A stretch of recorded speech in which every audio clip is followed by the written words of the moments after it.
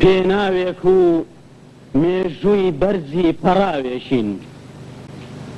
هەر یەکمان یەک قومە ئاو بین شەپۆل و تین و تەوشمی لافاوێکین هەر کەسەمان شەمچەیەک دابگیرسێنێت ئەو ساکەینێ شەوق و تیشکی هەتاوێشین با هەر کاممان خونچەیەک بێت لەو کژەدا بەبێ گوڵزاری نەوبەهار بەبێ پەنجەی نەرمی شەماڵ بەهارێشین دەکەوە بوو تاکەی یەک دووربین لە یەک ڕامێنن لە هەموو ڕێیەک یەک بەڵام یەکیان ڕێیە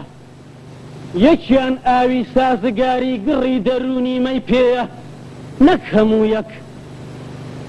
دەبا سەرجەم هەر وەکو یەک دڵمان گوێڕایەڵی دەنجی یەک ڕێگا بێت تاقە ڕێیەک